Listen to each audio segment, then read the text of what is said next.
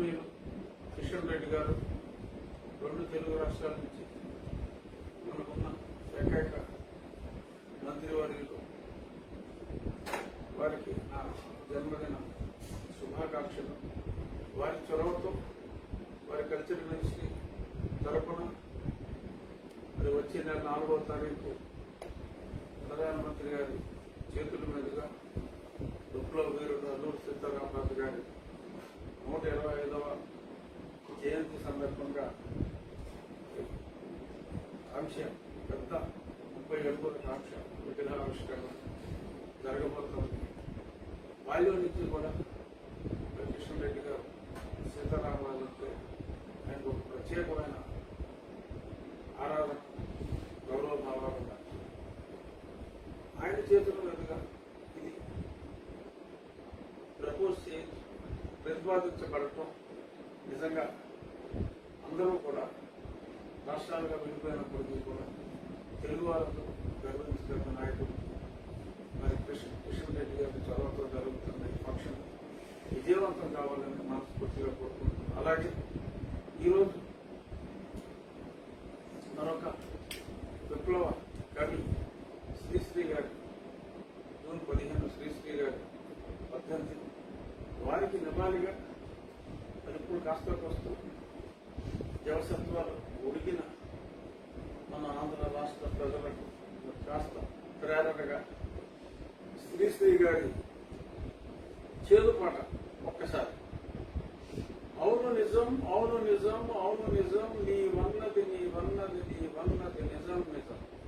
లేదు సుఖం, లేదు సుఖం, లేదు సుఖం జగత్తులో, బ్రతుకు వృధా, చదువు వృధా, కవిత వృధా, వృధా వృధా. మనమంతా బానిసలం, గానుగలం, పీరుగులం, వెనుక దగా, ముందు దగా, కుడి ఎడమల దగా దగా. మనది ఒక బ్రతుకేనా, కుక్కల వలె నక్కల వలె మనది ఒక బ్రతుకేనా, సందులలో పందుల వలె.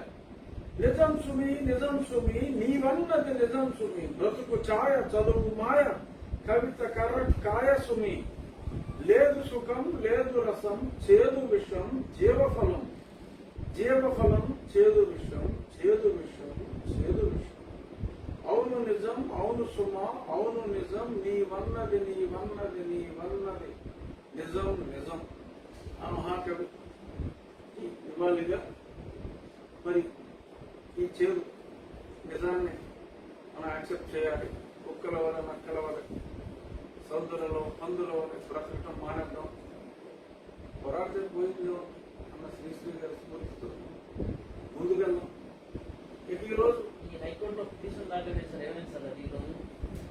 స్టార్టింగ్ లో ఏమడిగా ఈరోజు హైకోర్టులో మరి రాజ్యాంగ నిబంధనలన్నీ ఉల్లంఘించి ఈ రాష్ట్ర ప్రభుత్వం చేస్తున్న అప్పులు మరి ఏదైతే యాక్ట్ నెంబర్ 9ని తీసుకొచ్చారో మరి మాక్సిమం ప్రయత్నం చేశాం. దురదృష్టం మరి చీఫ్ జస్టిస్ గారికి మరి ఇందులో ప్రజా ప్రయోజనం ఏముంది అని చెప్పి అడిగి మరి ఆయన ప్రజా ప్రయోజనం కనపడలేదు. డెఫినెట్ గా that is there prerogative. But నేను చెప్పాల్సిన బాధ్యత ఉంది. రేపు అధికుమారి సాక్షుడు ఏదో చెత్త రాస్తాడు, ఒక రకంగా ఇది మనకు మంచిదే, అక్కడ పెండింగ్ పెట్టి ఒక 2 నెలల పాటు 4 నెలల పాటు చెప్పడం కన్నా రేపు మాకు సుప్రీంకోర్టుకి వెళ్తాం, ఆర్డర్ రిజర్వ్ కొట్టేస్తారు ఎలాగో. బట్ ఎక్స్ప్లెయిన్ చేయాలి. నేను ఎక్స్ప్లెయిన్ చేయాలనుకున్నా చెప్తా. ఒక 2 నిమిషాలు మెయిన్ సబ్జెక్ట్ వెళ్ళే ముందు మనకు రాజ్యాంగంలోని మనం చెప్పే కూడా రాజ్యాంగంలోని షెడ్యూల్ 7 రాష్ట్ర పరిధిలో ఉన్న ఈ లిక్కర్ మీద ఎటువంటి ఆదాయమైనా కూడా అది రాష్ట్ర ఖజానాకే వెళ్ళాలి. దాన్ని డైవర్ట్ చేయడానికి లేదు. దాన్ని డైవర్ట్ చేయడమే కాకుండా డైవర్ట్ చేసి ఆ సొమ్మును వాడుకుంటే అదో రకం. ఆ సొమ్ముని భావి సంవత్సరాలకు ఆ సొమ్ముని వచ్చిన సొమ్ముని నేను నీకు తాకట్టు కడతానని చెప్పి ఇప్పుడు అప్పు చేసి ఈ మహానుభావుడు ప్రజాసేవ చేస్తాడంట. దురదృష్టం ఏమిటంటే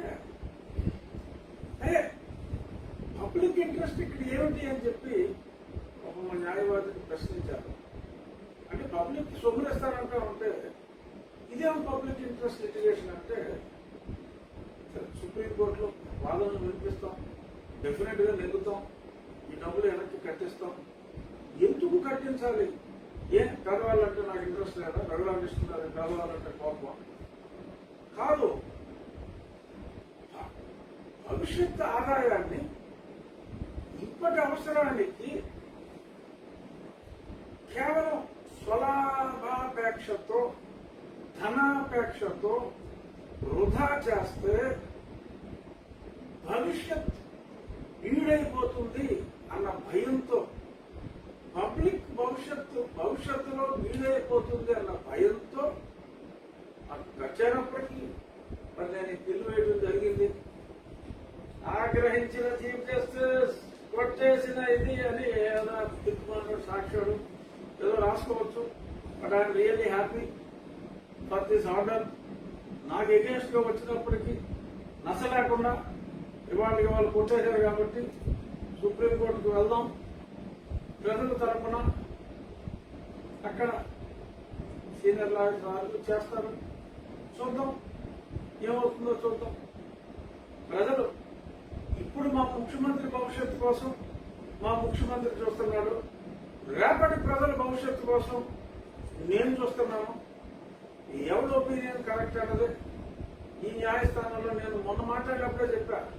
మొన్న హైదరాబాద్ లో మాట్లాడినప్పుడు కూడా నాకు పెద్దగా నమ్మకం లేదు ఇక్కడ న్యాయం జరుగుతుందని. అయినా సరే పోరాడదాం, సుప్రీంకోర్టుకి వెళ్దాం, అక్కడైనా న్యాయం జరుగుతుందని నేను ముందుగానే ఊహించినట్టుగానే జరిగింది. అదృష్టం ఈ రోజునే అది కొట్టేశారు కాబట్టి ఐఎమ్ రియల్లీ హ్యాపీ. చూద్దాం స్వలాభం, ప్రజాపేక్ష అల్టిమేట్ గా ఏది నెగ్గుతుంది అన్నది చూద్దాం. ఇక ఈ రోజు నేను చెప్పాలనుకున్న ముఖ్యాంశాలు రెండు ఉన్నాయి. ఒకటి ఏంటంటే మరి ఉపాధ్యాయుల వ్యధ, వధాన్ని కూడా అనుకోవచ్చు, వ్యధ. ఇప్పుడు రేషనలైజేషన్ ఏదో బియ్యానికి ఏదైనా టైట్ గా ఉన్నప్పుడు కొన్నింటికి రేషన్ విధిస్తారు. అలాగా ఉపాధ్యాయులకి రేషన్ విధించిన ప్రభుత్వాన్ని మొట్టమొదటిసారిగా ఇప్పుడే చూస్తున్నాం. మా జగనన్న ప్రభుత్వం ఉపాధ్యాయులకి రేషన్ పెట్టింది. జీవో నెంబర్ 117 తీసుకొచ్చారు. దానివల్ల జరిగే ఉపద్రవాలు ఒక ఉపాధ్యాయుడు గారిని పంపించారు. ఇవాళ కృష్ణా జిల్లాలో అది జరుగుతున్నాయి, ఎన్టీఆర్ జిల్లాలో, రేపు గుంటూరు జిల్లాలో కూడా టీచర్స్ అసోసియేషన్ అందరూ కూడా, యునైటెడ్ టీచర్స్ ఫెడరేషన్ చాప్టర్ అందరూ కూడా ఆందోళన చేస్తున్నారు. వారికి నా సంపూర్ణ మద్దతు తెలియజేస్తూ ప్రజలకు తెలియవలసింది, నాకు ఒక ఉపాధ్యాయుడు తెలియజేసింది ఏంటంటే 12 సెక్షన్లకి 2 గణిత ఉపాధ్యాయులు మాత్రమే, అంటే సుమారుగా 450 నుంచి 500 వరకు విద్యార్థులు ఉంటే 2 గణిత లెక్కల మాస్టర్లు 2 ఉంటారు. వాళ్ళు 12 సెక్షన్లు డీల్ చేయాలి. 13 సెక్షన్లకి 2 ఇంగ్లీష్ టీచర్స్ మాత్రమే ఉంటారు. వాళ్ళు 450 నుంచి 550 మంది వరకు స్టూడెంట్స్ 13 సెక్షన్లు చేయాలి. అన్నిటికంటే దారుణంగా 18 సెక్షన్లకి 1 హిందీ టీచరే ఉంటాడు. అంటే వాళ్ళకి పొద్దు నుంచి రాత్రి దాకా పాఠాలు చెబుతూనే ఉండాలి. ఇంకా అలాగే 14 సెక్షన్లకి 2 తెలుగు టీచర్లు. విద్యార్థుల సంఖ్య కాస్త అటు ఇటు అవ్వచ్చు. బట్ ఇది ఎంత దారుణంగా ఉందంటే, ముందు చెప్పిందేంటి, 3, 4, 5 తరగతులు ఉన్న భారతీయ పవర్ గారు వచ్చినప్పుడు డిస్కషన్ లోనే వచ్చింది. ఏంటది, సర్వశిక్ష అభియాన్ ఏదో 4 నేడని చెప్పి జనాల దగ్గర తీసుకుని చేసింది ఏమీ లేదు. పబ్లిసిటీ ఎక్కువ, చేసింది తక్కువ. బట్ ఇప్పుడు ఆ పాఠశాలల్లో మరి 18,000 వస్తే, గుమ్మడిగారు వస్తే చూపెడతాడు. అప్పుడు అక్కడ పనిచేసే వాళ్ళు ఆన్లైన్ తీసుకొచ్చి మాస్టర్ కింద కూర్చోబెట్టి దానికి హెడ్ మాస్టర్ ఉండడం. ఇప్పుడు మా ప్రభుత్వమే డైరెక్ట్ గా కెమిస్ట్రీ లేని పాఠశాలలు ఎన్నో ఇప్పుడు తయారవబోతున్నాయి. అలాగే ఫిజికల్ ఎడ్యుకేషన్ వెరీ ఇంపార్టెంట్. ముఖ్యమంత్రి కంటే ఇంట్లో జిమ్ ఉంది, హ్యాపీగా జిమ్ చేసుకుంటాడు ఆయన 2 గంటలు. బట్ ఫిజికల్ ఎడ్యుకేషన్ టీచర్ ఉండడంట మరి ఆ స్కూల్ సంఖ్య 150 132 తక్కువ ఉంటే మాస్టర్ ఉండంట, ఫిజికల్ ఎడ్యుకేషన్ మాస్టర్ ఉండంట. ఆ ఉన్నట్లో కాస్త సీనియర్ ఉపాధ్యాయుడు హెడ్ మాస్టర్గా డ్యూయల్ రోల్ యాక్ట్ చేస్తారట రానవసరంలో సిలబస్ రావు. సో అలా ఎక్స్ట్రా వేషాలన్నీ వేయాలి. ఏంటిది మనం ఇన్ని పన్నులు వసూలు చేస్తున్నాం కదా, ఈ డబ్బులన్నీ ఏమవుతున్నాయి? బేసిక్ గా అంటే పన్నులు కట్టే ప్రజలకి విద్య గురించి అడిగే హక్కు లేదా? ఎందుకని ప్రజలు ప్రశ్నించలేకపోతున్నారు? టీచర్లు ప్రశ్నిస్తే టీచర్ల మీద రకరకాల ఒక్కరి భాష్యాలు మాట్లాడతారు. గతంలో కూడా వారికి ఫిట్మెంట్ విషయాల్లో తీవ్రమైన అన్యాయం జరిగితే కూడా వాళ్ళ మీద అవాకులు చవాకులు పేరారు మా పార్టీ వాళ్ళు. మరొకరు ఈ రకంగా రిక్రూట్మెంట్ మానేసి మరి విద్యా వ్యవస్థను సర్వనాశనం చేస్తారు. మరి ఇలాగ చేసినందువల్ల ఉన్న రిపర్కేషన్స్ ఏంటి అనేది కూడా మనం ఈ సందర్భంగా మాట్లాడుకోవాలి. నిన్న అనంతపురంలో అంటే పాత అనంతపురం జిల్లాలో సత్యసాయి జిల్లాలో ముఖ్యమంత్రి గారు విపరీతమైన ఆవేదనతో చాలా అద్భుతంగా మాట్లాడానని అని అనుకుంటున్నాను అనుకోండి. బట్ ఆయన చెప్పిన మాటల్లో కొన్ని మాటలు తీసుకున్నాం. ఏమన్నారంటే గుజరాత్లో 65% అంటే మనకన్నా తక్కువ శాతం పాస్ అయ్యారు అని చెప్పారు. అస్సాం గురించి చెప్పలేదు. అస్సాంలో కూడా మనకంటే తక్కువ శాతం పాస్ అయ్యారు. కాకపోతే ముఖ్యమంత్రి గారు చెప్పిన అందమైన అబద్ధం ఏంటంటే మరి ఆయనకు తెలుసుండకపోవచ్చు కూడా. చెప్పింది like a parent he repeats without getting into the subject at all. That is the whole problem with the chief minister. ఆయన ఏం చెప్పాడు? గుజరాత్లో మనకన్నా తక్కువగా ఇప్పుడు 65-66% ఉంది, మన 67.5 అని చెప్పాడు. బట్ గుజరాత్లో కరోనా రాకముందు కూడా 1% ఎక్కువగా ఉంది అంతే. అస్సాంలో కరోనాకి పోస్ట్ కరోనాకి 3% తేడా ఉంది. మనం కంపేర్ చేసి ఎలా చేసుకోవాలి? మనకి జ్ఞానం ఉంటే, మనల్ని అభివృద్ధి చేయాలి అనే ఆలోచన ఉంటే మనం కంపేర్ చేసుకోవాల్సింది. ఇంతకు మునుపు మనం ఎవరితో పోటీ పడ్డామో వాళ్ళతో. ఆయన చెప్పింది ఎలా ఉందంటే గతంలో గుజరాత్లో కూడా ఒక 90 ఉందని అమాయకులైన ఈ ఆంధ్ర ప్రజలు అనుకునే విధంగా మోసగించే మాటలు మాట్లాడారు ముఖ్యమంత్రి గారు. కేరళ, తమిళనాడు ఎప్పుడు కూడా ఎడ్యుకేషన్ వల్ల percentage of education is very high. అంటే చదువుకున్న వల్ల పర్సంటేజ్ చాలా ఎక్కువ. అక్కడ ఈ కరోనా 2 సంవత్సరాల క్రితానికి ఇప్పుడు పెద్దగా తేడా లేదు. మరి ఇక్కడ ఎందుకు ఇంత తేడా వచ్చింది అన్నదానికి సమాధానం చెప్పకుండా ఎప్పుడూ తక్కువ శాతం ఉండే రాష్ట్రాలతో కంపేర్ చేసుకుంటాం అనేది అవగాహన రాహిత్యం అనాలా, భావ దారిద్ర్యం అనాలా? మరి విజ్ఞులైన ప్రజలే తెలుసుకోవాలి. మరి దీనికి మరి స్ట్రేట్ క్వశ్చన్ ముఖ్యమంత్రి ఎవరికి సమాధానం చెప్పరు. అక్కడ మాట్లాడేస్తాడు, వెళ్ళిపోతాడు. ఆయన మళ్ళీ ఆయన ఎవరికి దొరకడం చెప్పడం దొరకడం. సత్యబాబు గారు చెప్తారా? మరి ఎవరు చెప్తారు? ఏంటి మీ డస్టీ కంపారిజన్? ఇదేనా మీరు కంపేర్ చేసే విధానం? చెప్పండి. గుజరాత్లో ఎస్ బిఫోర్ కోవిడ్ ఎంత అన్నది నిజం చెప్పండి ప్రజలకి. అబద్ధాలతో ఎంతకాలం మధ్య పెడతారు? నిజం చెప్పుకొని మనంలో ఉంటాగా. ఎవరో చూసిన వాళ్ళు, మీ ఆవేశం చూసిన వాళ్ళు, మీ ఆర్థత, మీ గొంతులో సాంద్రత చూసిన వాళ్ళు అదే నిజం అనుకుంటారని చెప్పి ఉద్దేశం. ఎందుకు అబద్ధాలు? ఇక పైగా ప్రైవేట్లో అంతా పబ్లిక్లో అంతా ఉత్తీర్ణత శాతాలు ముందు చూపెట్ల.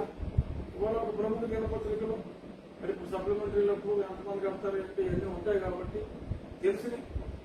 మరి ప్రైవేట్లో ఉత్తీర్ణత శాతం ఆల్మోస్ట్ 80-85% ఉంది.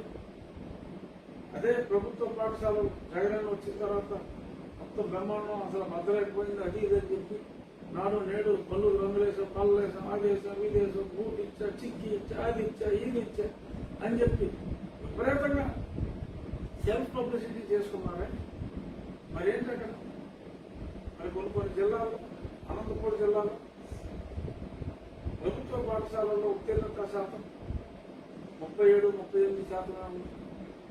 అలాగే మా పశ్చిమ గోదావరి జిల్లాలో కూడా 50% లోపే, ఆల్మోస్ట్ 41-42% ప్రభుత్వ పాఠశాలల్లో 10వ తరగతి ఉత్తీర్ణత శాతం ఉంది.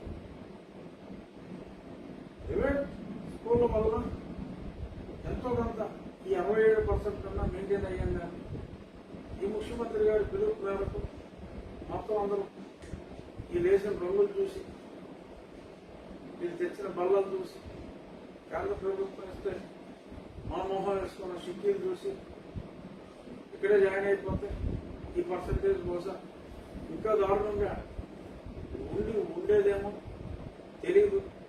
ఇక్కడి నుంచి అయినా మనం జవాబుదారులు పబ్లిక్ మనీకి విద్యా వైద్యం విషయంలో మనం ప్రొవైడ్ చేయాలి. ప్రపంచ దేశంలో ఏ మంచి దేశంలో, ప్రపంచ దేశాల్లో ఎక్కడైనా కూడా education and health they give top priority. ఢిల్లీలో స్కూల్లో వచ్చి చూడండి, వచ్చి ప్రధానమంత్రి గారిని, అమిత్ షా గారిని విగ్రహాలు వేసుకుని తిరిగి ఇంకో 4-5 విగ్రహాలు పంచుకుని వెళ్ళిపోవడం కాకుండా ఒకసారి ఢిల్లీలో ఆ స్కూల్స్ చూడండి, కంప్యూటర్స్ వస్తుంది. నేను చూశాను, అక్కడ ఖాళీగా ఉన్నాను కాబట్టి అవి కూడా పరిశీలించాను. ప్రైవేట్ స్కూల్స్ కన్నా కూడా అద్భుతంగా రన్ చేస్తున్నారు. ఇక్కడ people are preferring only government schools. చేయండి, అక్కడ కేంద్ర ప్రభుత్వం తప్పిస్తాను. మనం చిత్తశుద్ధి ఉండాలి. ఎంతసేపు అంకుల్ని ఎలా తగ్గించాలి అంటే ఏమవుతుంది? ఇలాంటి రిజల్ట్సే ఉంటాయి. మరి ఇప్పుడైనా డిఎస్సీ చేస్తాం, ప్రతి సంవత్సరం డిఎస్సీ అనౌన్స్ చేస్తాం, రిక్రూట్మెంట్ చేస్తామని చెప్పి మరి ఇప్పుడు పైగా కేంద్ర ప్రభుత్వం చట్టం వచ్చింది, ప్రొవిజన్ ఉండాలి. 1 నుంచి 6వ తరగతి వరకు కంపల్సరీగా మీడియం ఆఫ్ ఇన్స్ట్రక్షన్కి ప్రొవిజన్ ఉండాలి. ఆ ప్రొవిజన్ లేకుండా 1 నుంచి 8వ తరగతి వరకు ఈ టీచర్ల రేషనలైజేషన్ లో భాగంగా ముందే ఉన్నారు. ఆ మీడియం ఈ మీడియం కూడా చెప్తా ఉన్నారు. ఇప్పుడు ఈ టీచర్ల కొరతని సాఫ్గా చూపెట్టి రిక్రూట్మెంట్ మానేసి 1 నుంచి 8 వరకు ఇంగ్లీష్ మీడియమే ఉంటుంది, అసలు తెలుగు మీడియమే ఉండదు అని ఒక పక్క సుప్రీంకోర్టు క్లియర్గా చెప్పింది.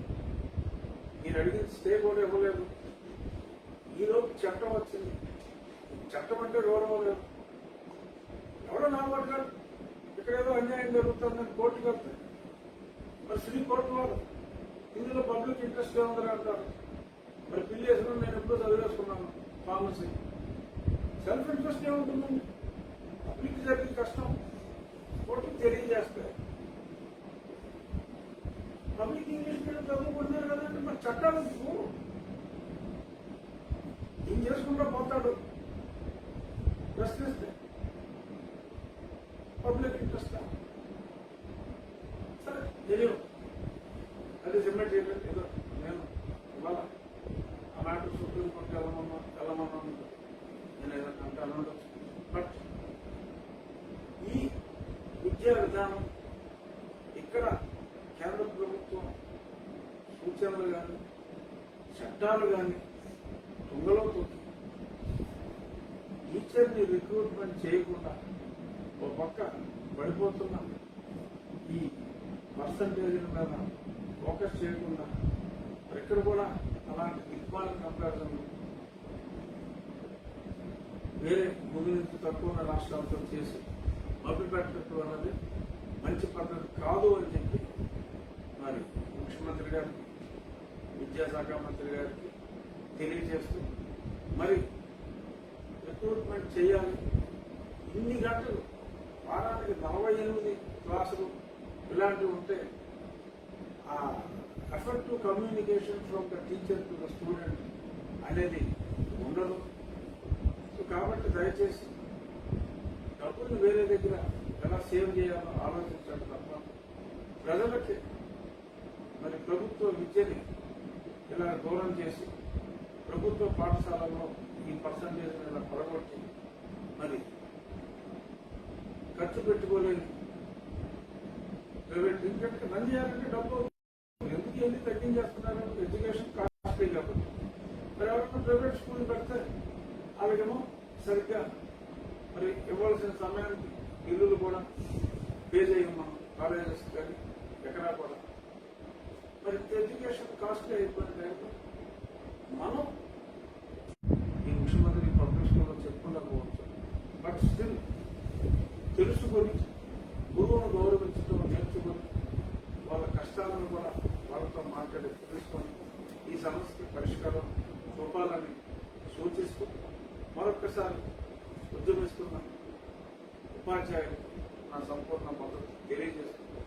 ఈరోజు రెండో అంశం చాలా ఇంపార్టెంట్ అంశం దత్తపుట్ర ఏంటంటే ఆరోగ్యశ్రీకి అనాగస్టాలు తెలియదు కానీ ముఖ్యంగా ఓట్ల కొనుగోలులో భాగం మరి ఒక ట్రాక్ లో మరి ముఖ్యమంత్రి గారు వెళ్ళిపోతున్నట్టున్నారు ఏంటంటే నేను అకౌంట్ లో డబ్బులు వేయాలి ఆ అకౌంట్ లో డబ్బులు వేస్తే పబ్లిక్ దగ్గర వాళ్ళకు ఒక యాటిట్యూడ్ ఉంటుంది ఓహో నా అకౌంట్ జగన్మోహన్ రెడ్డి ఇంత డబ్బు వేసాడు ఎవరికో అనారోగ్యం వచ్చింది ఎన్నాళ్ళు ఏంటంటే ఆరోగ్యశ్రీకి ఏదో కొన్ని హాస్పిటల్ చాలా మంది ఇప్పుడు ఇది డబ్బు పాడిపోయారు కొన్ని హాస్పిటల్ ఆరోగ్యశ్రీ యాక్సెప్ట్ చేస్తారు ఆరోగ్యశ్రీ యాక్సెప్ట్ చేస్తే వాళ్ళు ట్రీట్మెంట్ చేస్తారు చేసిన తర్వాత పెట్టుకుంటారు ఏమో పేషెంట్కి ఫోన్ చేస్తారు నీకు ఇచ్చేసారు అంటారు ఆ డబ్బులు వెరిఫై చేసి హాస్పిటల్ చేస్తారు.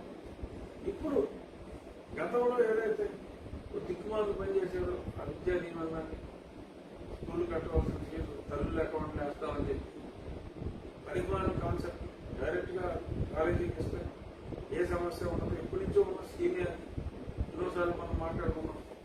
కానీ ఈ ముఖ్యమంత్రి మరి తల్లిని చూస్తున్నంత ఆ కాలేజీ బాగుపోతే కాలేజీ మార్చారు చెప్ప తల్లి ఎక్కడికి వెళ్తారా దమ్ముతో ఉన్నారు. ఏదైనా తల్లి ఒక తెలియదు ఆ కాలేజీకి వెళ్ళి కాలేజీ చూసి ఈ కాలేజీ బాగోలేదని చెప్పి చూసి తల్లి ఈ కాలేజీ మారుస్తానన్నది ఒక్క ఇన్సిడెంట్ చూపెట్టింది. అసలు కాలేజీని తనిఖీ చేసి ఫీజు కట్టిన తల్లి ఎవరన్నా ప్రవేశపెట్టకపోతే మీ సాక్షి ఛానల్ ఉన్న 1% ఉంటే ఉండొచ్చు. మరి 90% పైగా ఎవరు కూడా కట్టినోళ్ళు కట్టినోళ్ళు ఆ పేటీఎంలోనూ వాటిలోనూ కట్టేది తప్ప డైరెక్ట్ గా స్కూల్కి వెళ్ళింది అదంతా అప్పర్ ఫెయిల్యూర్ స్కీమ్. ఇప్పుడట మరి ఈయనకు వచ్చిన ఆలోచన ఏంటంటే దురాలోచన డాక్టర్కి ఎవరట ముందు డబ్బులు ఫర్ ఎగ్జాంపుల్ నేనే పేషెంట్ అనుకో నేను ఆరోగ్యశ్రీలో ఒక ఆపరేషన్ చేయించుకుంటే తర్వాత ఎప్పుడు ప్రభుత్వం దగ్గర డబ్బులు ఉన్నప్పుడు నా అకౌంట్ లో డబ్బులు వేస్తారట. మరి దానికోసం నేను నాకు ఉన్న అకౌంట్ నెంబర్ ఇవ్వాలా లేక కొత్తగా ఆరోగ్యశ్రీ అకౌంట్ అని ప్రతి వాడు మళ్ళీ బ్యాంకులో ఇంకొక అకౌంట్ ఓపెన్ చేసి మరి అకౌంట్ హ్యాండిల్ చేయాలంటే మనకు డబ్బు లేని వాళ్ళు కూడా నాకు డబ్బు వస్తుందని చెప్పి ఒక ఆరోగ్యశ్రీ అకౌంట్ ఓపెన్ చేయమంటాడేమో ముఖ్యమంత్రికి తెలియదు. ఆ అకౌంట్ లో మళ్ళీ ఈయన ఫోటో ఈయన తండ్రి ఫోటో వేసుకుంటాడేమో సపరేట్ బ్యాంక్ బుక్ నేనేస్తానని చెప్పి అందులో రాయమంటాడు. ఏం చేస్తాడో తెలియదు మనకి. దానికి మళ్ళీ ఓ 10 అడ్వర్టైజ్మెంట్లు కలిసి వస్తాయి సాక్షి పేపర్.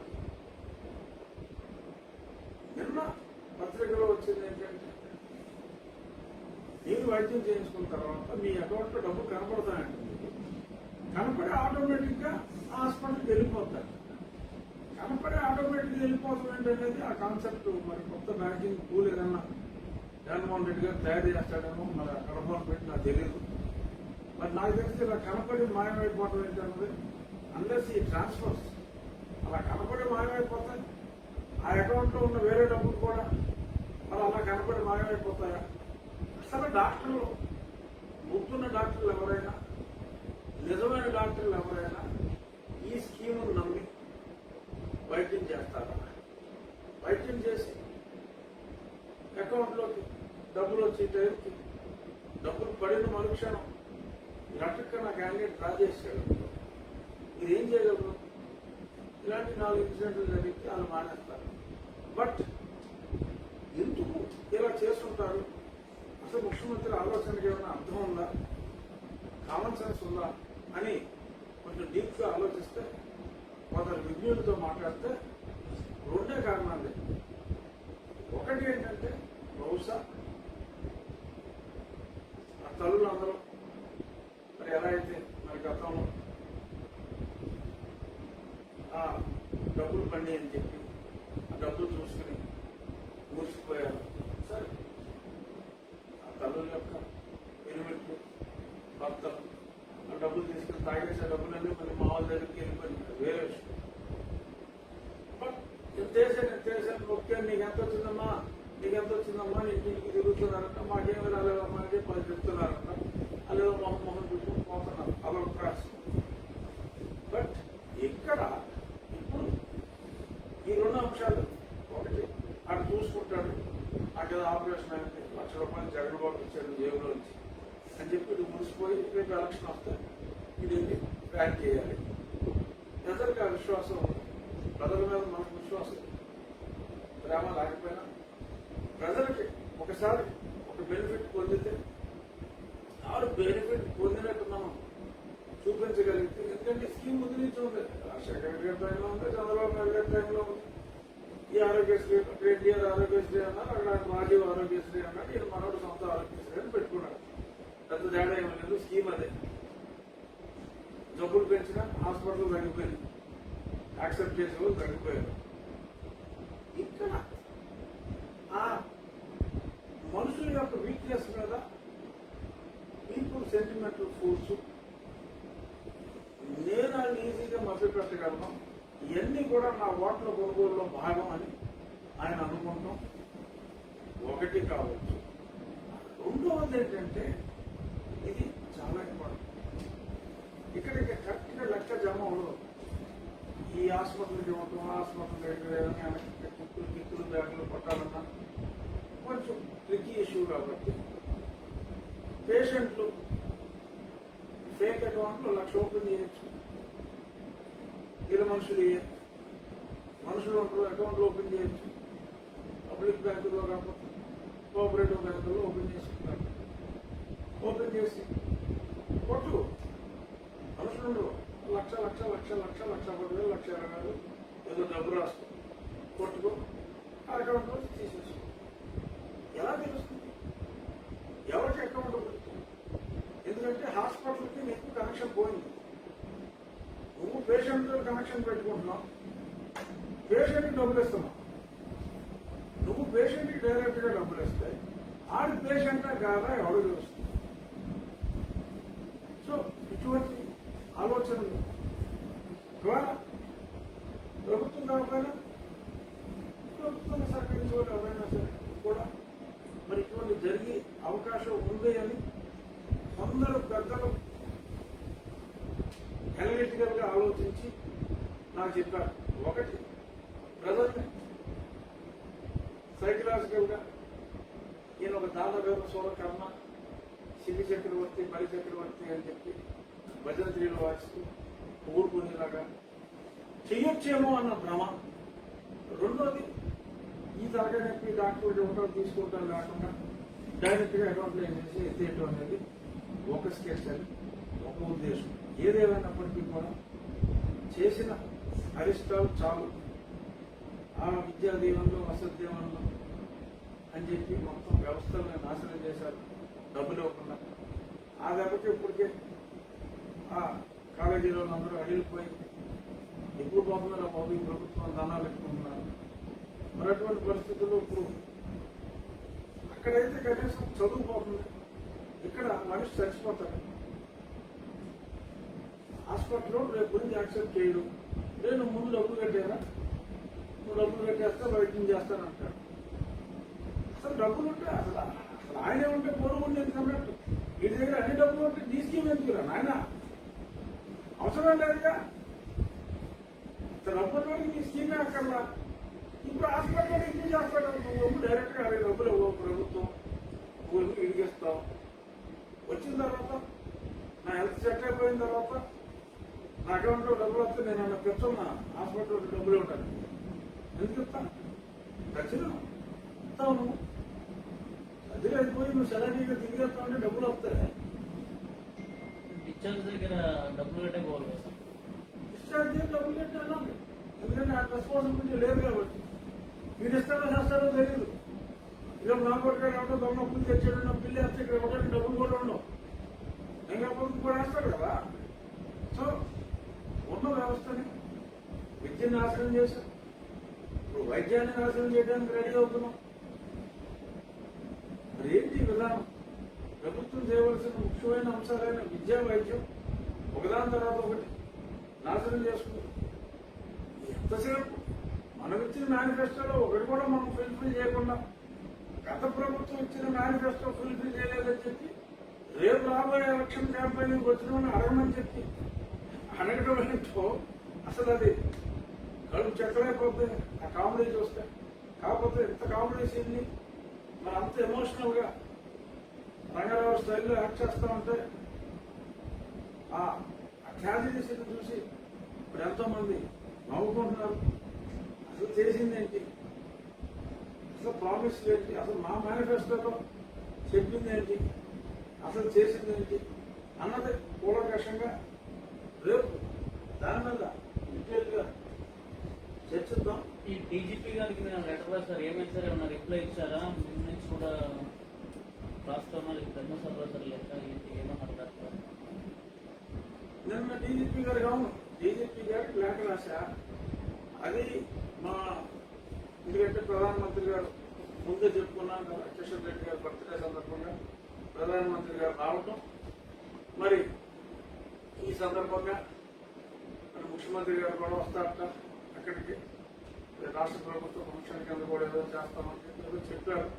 బట్ నేనేంటంటే నాకు రిలయబుల్ గా అందిన సమాచారం ప్రధానమంత్రి గారు విమానం వేసిన వెంటనే ఏదో చిన్న గొడవ జరిగింది, లాండ్ ఆర్డర్ ప్రాబ్లం ఇతనే కారణం అని చెప్పి నన్ను అరెస్ట్ చేయడానికి కుట్రపడినట్టుగా నాకు వచ్చింది.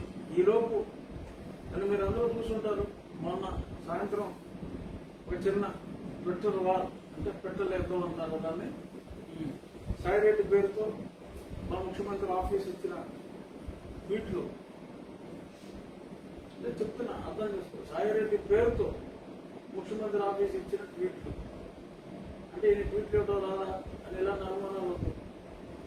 ఎందుకంటే ఇతను అంత చెడ్డవాడు కదా నాకు తెలిసి. సో ఆ ట్వీట్లు కానీ నేను కూడా తగు రీతిలో సమాధానం చెప్పా. ఎందుకంటే నాకు అక్కడ కడుపు మండిపోయిన అంశం స్పష్టంగా చెప్పింది, ఈ ఎలా వస్తావో రా, నీ నియోజకవర్గానికి రా, నీ సంగతి చూస్తాం అని చెప్పి అది ఒక వార్నింగ్ లాగా ఇవ్వటం జరిగింది. అంటే నీకు దమ్ముంటే రా. ఏంటో దమ్మేంటి సంభాషణ? దమ్మేంటి? ఆ నియోజకవర్గానికి నేను రావాలంటే నాకు దమ్ముండాలి. అంటే ఇటువంటి మాటలు మాట్లాడుతున్నారంటే దీని వెనుక కుట్ర విజ్ఞులైన తెలుగు ప్రజలందరూ కూడా అర్థం చేసుకోవాలి. ఒక బాధ్యత గల పదవిలో ఉండి అంటే నేను చెప్పింది ట్వీట్ ఎవరి పేరు మీద ఉందన్నది కాదు. పోనీ ఒకవేళ సాయిరెడ్డి వేసాడు అనుకున్నా కూడా ఒక బాధ్యత గల పదవిలో ఉంది. మరి ఈ రకంగా దమ్ముంటే నియోజకవర్గానికి రా అని మాట్లాడుతున్నారంటే ఎంత ఒళ్ళు పొగరెక్కున్నారంటే, ఎంత మదరెక్కున్నారంటే ఈ ప్రభువులు. ఒక మెంబర్ ఆఫ్ పార్లమెంట్ ని దమ్ముంటే రారా నీ పార్లమెంట్ ని అడుగుతారా? రాస్కెల్స్ గుర్తుందా అని ప్రజలు అడుగుతున్నారు. నేను కాదు అడిగేది, నాకు ఎందుకంటే నేను గుర్తు లేదని నాకు తెలుసు, అదే నేను అడగదలుచుకోను. బట్ ఎంతో మంది నాకు ఫోన్ చేసి మనం చూసిన వెంటనే ఏంటంటే ఇది ఒక ఎంపీని ఇంకొక ఎంపీ ఆరు ముఖ్యమంత్రి హూఎవర్ ఇట్ ఈస్ నియోజకవర్గానికి దమ్ముంటే రారా అని అనిపిస్తున్నాడంటే ఇటువంటి పరిపాలకుల ఈ రాష్ట్రంలో ఉన్నదే, ఇటువంటి రౌడీయిజమా ఈ రాష్ట్రంలో ఉన్నదే.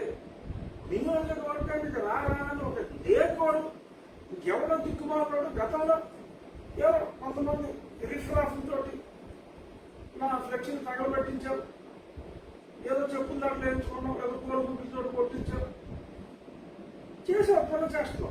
ఓకే, సరే నాకు పోయి కేటగిరీ ఇచ్చారు. నువ్వు చేసిన ఈ పిల్ల చేష్టల వలన, పిచ్చి చేష్టల వలన, పిచ్చి పిల్ల చేష్టల వలన ఇప్పుడు ఒక మెంబర్ ఆఫ్ పార్లమెంట్తో నా మీద దమ్ముంటే రారా అని మాట్లాడేస్తే ఒక్క అర్థమైపోతుంది కదా క్లియర్గా. ఇదే రాజా, ఈ కసిరెడ్డి రాజేంద్రనాథ్ రెడ్డి డీజీపీ గారికి, బాబు ఈ రకంగా మరి నాకేమో ఆ న్యూస్ వచ్చింది, న్యూస్ వచ్చిన 24 గంటల్లో మరి నేను వస్తున్నానని చెప్పిన తర్వాత దమ్ముంటే రారా, అరే వస్తున్నానని చెప్పిన తర్వాత మరి దమ్ముంటే రారా ఏంటి అంటే ఏంటి నీ ఉద్దేశం? దమ్ముంటే రారా అని చెప్పి మరి ఈ ఛాలెంజ్ చేయటం, మరి విజ్ఞులైన ప్రజలందరూ కూడా గమనిస్తున్నారు. ఇలాంటి రౌడీ రాజ్యంలో మనం ఉన్నామా? ఒక ఎంపీకే అసలు నియోజకవర్గానికి రావడానికి ఎలాగొస్తావో చూస్తానని పిలుస్తున్న ఈ ముఖ్యమంత్రిని మా ప్రాంతీయ పార్టీ జాతీయ కార్యదర్శిని చూసి ప్రజలు అసహించుకునే రోజు ఎంతో దూరంలో లేదు. డీజీపీకి చెప్పా, ఇదిగో ఇతను ఇలా మాట్లాడాడు, నాకు నువ్వు ఎటువంటి ప్రొటెక్షన్ ఇవ్వగలవు, నేను రావాలి కంపల్సరీగా, నేను వస్తున్నాను, నాకు నువ్వు ఎటువంటి ప్రొటెక్షన్ ఇవ్వగలవు, అసలు మెంబర్ ఆఫ్ పార్లమెంట్ లెటర్ రాస్తే రిప్లై ఇవ్వాలి. నేను ఈ సమావేశానికి ముందే ఒకసారి ట్రై చేశాను, పర్సనల్ నెంబర్ నా దగ్గర ఉంది డీజీపీ గారికి, it not lift the phone, మళ్ళీ ట్రై చేస్తాను, నా లాంటి సమాధానం ఇస్తాడేమో చూస్తాను. ఆయన డీజీపీ గారు నా లాంటి సమాధానం ఇవ్వకుండా మరి ముఖ్యమంత్రి ఆఫీసులో చెప్పినట్టు ఇగ్నోరెంట్ అంటే చూద్దాం, కోర్టుకి వెళ్ళాలా లేక ప్రధానమంత్రి గారి ఆఫీస్కి చెప్పాలా, ఏం చేయాలి? నేనైతే డెఫినెట్గా రాష్ట్ర ప్రభుత్వం ఎప్పుడైనా సరే మరి అలాంటి అవాకులు పేలిన మరి సాయిరెడ్డి మీద చర్యలు తీసుకుంటారా, లేక ఆయన రాయలేదు కాబట్టి రాసేది చీఫ్ మినిస్టర్ ఆఫీసే కాబట్టి తీరు పుట్టిన దొంగలాగా ఉంటారా అనేది చూడాలి. బట్ ఏదైనప్పటికీ కూడా ప్రధానమంత్రి గారు వచ్చినప్పుడు ప్రోటోకాల్ ప్రకారం ఈ దిగ్మాన ప్రభుత్వం నన్ను పిలిచినా పిలవకపోయినా ప్రోటోకాల్ ప్రకారం మా లోక్సభ నాయకులు దేశ ప్రధాని వచ్చినప్పుడు ఒక మెంబర్ ఆఫ్ పార్లమెంట్ గా మా శాసనం అంటే మా పార్లమెంట్ లోక్సభ అధినేత వచ్చినప్పుడు ఉండటం నా కర్తవ్యం, నా బాధ్యత. కాబట్టి నా బాధ్యత నిర్వహణ ఈ ముష్కరులు, ఈ ఛాలెంజ్ చేస్తున్న ఈ ముష్కరులు ఎలా అడ్డుకుంటారో చూద్దాం. అవసరమైతే ప్రజలైన రక్షణ కవచంలాగా ఉండి ఈ ముష్కర మూకం ఇచ్చి నన్ను కాపాడుకోవాల్సిన బాధ్యత కూడా మీ మీద ఉంది. మా పార్టీ తప్పితే అన్ని పార్టీల మీద కూడా ఉంది అని చెప్పి తెలియజేస్తున్నాను. ఈ కోనసీమ అల్లర్లో మీ పార్టీ నేతలను అరెస్ట్ చేశారు, అందరూ ఇటు కూడా తరబట్టారు. మరి మీ పార్టీ లీడర్లు లేరు అంటే మా మంత్రి గారు ఇల్లు అద్దిలే, అదే సొంతలేం కాదు, సీరియస్ తీసుకోకుండా. బట్ ఏదైనా సమాజంలో ఉంటే అద్దెంట్లో అయినా. బట్ నిన్న చాలా ఆశ్చర్యకరమైన సంఘటన ఏంటంటే పాపం ఆ పార్టీ ఆఫీస్కి ఆ పార్టీ అధ్యక్షుడికి ముఖ్యమంత్రి కోఆర్డినేషన్ తగ్గినట్టుంది. అక్కడ పాపం ఆయన సత్యసాయి జిల్లాలో ఇన్సూరెన్స్ బీమా ఇన్సూరెన్స్ ఎవరిస్తారు, మా ఇన్సూరెన్స్ కంపెనీ వాడు ఇస్తారు, గవర్నమెంట్ ప్రీమియం కడుతుంది. ప్రీమియం కట్టింది కేంద్ర ప్రభుత్వం, ప్రధానమంత్రి ఫసల్ బీమా యోజన, అది ఈయన కూడా కొంత కట్టారు, మీద అమౌంట్ వాళ్ళే. ఆ కట్టిన దాంట్లో ఇన్సూరెన్స్ వచ్చింది. ఇన్సూరెన్స్ కంపెనీ కూడా ఇస్తాను, నేను బట్టలు నొక్కి నేను ఇచ్చానంటే ఏంటంటే ఈ బట్టలు నొక్కడంటే మనకు అర్థం కావట్లా. సరే ఏదో ప్రజలు నమ్మితే నమ్మారు, నమ్మకపోతే నమ్మకపోయారు. But coming to this point, నేను అంబేద్కర్ గారి పేరు పెట్టాలని చెప్పి చూస్తే ఇంత నా క్యాబినెట్ కొలి దళిత మంత్రిని బీసీ మంత్రికి ఇంకో గృహం కాల్చేశారు. దొంగల పడ్డ 6 నెలలకు ఏదేదో మురిగిందంట. 25 రోజుల క్రితం జరిగింది ఈ సంఘటన. 20 రోజులు దాటిపోయింది. ఇప్పుడు దీని గురించి మాట్లాడేది కనీసం ఆ మంత్రికి ఫోన్ చేసి పరామర్శించారా? లేదు. ఇప్పుడు చెప్తారు. ఎవరికి లేదండి. అంబేద్కర్ అంటే అందరికీ గౌరవం. అంబేద్కర్ని గౌరవించిన వ్యక్తి మనిషే గౌరవం. అది అందరికీ తెలుసు. ఏదైనా చేసేటప్పుడు మన చిత్తశుద్ధి కనపడాలి. ముందు కోనసీమ అనే పేరు ఎవరు పెట్టమన్నాడు? తర్వాత పెట్టి తిరిగి అంబేద్కర్ కోనసీమ జిల్లా అద్భుతంగా ఉంది. మళ్ళీ అభ్యంతరాలు ఉంటే తెలియజేయండి అని చెప్పి ఎందుకు అడిగారు? అసలు ఏంటి మీ కవిత్వం ఏంటి? అభ్యంతరాలు ఉంటుంది చెప్పమంటే కొంతమంది అభ్యంతరాలు ఉన్నాయి. ఎక్కడైనా 100% ఏకపక్షంగా ముఖ్యమంత్రి అయ్యాడంటే 50% వద్దన్నారు. కావాలనుకున్న పర్సెంటేజ్ వేరే పార్టీ కన్నా ఎక్కువ ఉంది కాబట్టి ఇది ముఖ్యమంత్రి అయ్యాడు. చాలా కొంతమంది వద్దని చెప్తే చెప్పచ్చు. సరే, వాళ్ళు అవకాశం ఇచ్చారు కాబట్టి చెప్పే ప్రయత్నంలో అల్లర్లు జరిగినాయి. ఈ అల్లర్లు కూడా ఎలా జరిగినాయి అనేది ప్రతిపక్ష పార్టీల మీద పాపం ఒక పక్క మా ముఖ్యమంత్రికి నిందలేస్తూ ఉంటే, ఇక్కడ అన్ఫార్చునేట్ గా సమన్వయ లోపం ఎక్కడొచ్చిందో ఆ పార్టీకి, మన ప్రభుత్వానికి, మన పార్టీ అధ్యక్షుడికి, ముఖ్యమంత్రికి సమన్వయ లోపం ఎక్కడొచ్చిందో ఇక్కడ తగుదనమ్మ అంటూ ఒక 4 ముఖ్యమంత్రి గారితో అని చెప్పి ఫోటో దిగిన మన విశ్వరూప్ గారితో మన చేతి చేసుకున్న ఫోటో దిగిన వాళ్ళు ఈ 4 వేసేశారు. ఇక్కడ మరి ఎంత దారుణం! ఓ పక్కనేమో ఆయన అక్కడ ప్రతిపక్షాలను నిందిస్తూ ఉంటే తగుదనమ్మ అంట ఈ పోలీసు వాళ్ళు మా పార్టీ వాళ్ళు 4 వేసేస్తే మరి ముఖ్యమంత్రి గారు అక్కడ మాట్లాడిందంతా అబద్ధం, బూటకం అని చెప్పి మరి ఇక్కడ ప్రూవ్ అయిపోయినట్టే కదమ్మా. అంతేగా పక్కన ఆయన గొంతు చించుకుని ఏడుపు మొహంతో అసలు అంబేద్కర్ గారికి నిజమైన వారసులాగా ఆయన పడిన ఆవేదన అలా ఉంటాయి.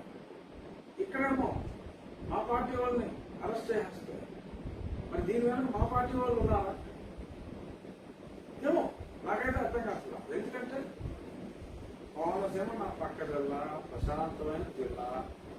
ఎవరో కొంతమంది ప్రభుత్వ పెద్దలు గట్టిగా పోలీసు అధికారులు ఆడిస్తున్నారు అనేది అభియోగం.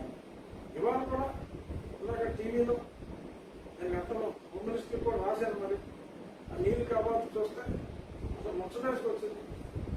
అసలు పోలీసుల మధ్యన పోలీసులు అభ్యంతరాలంట బ్రహ్మాండంగా సాగుతున్న కబాత్ అంటే పోలీసుకి నీళ్ళు కవాతు చేస్తున్న వారికి మధ్యలో ఉన్న ఆ బ్రహ్మాండ రాగాలు చూస్తే ఇది దగ్గర ప్రజాస్వామ్యం అంటే ఇలా చేయాలి కదా.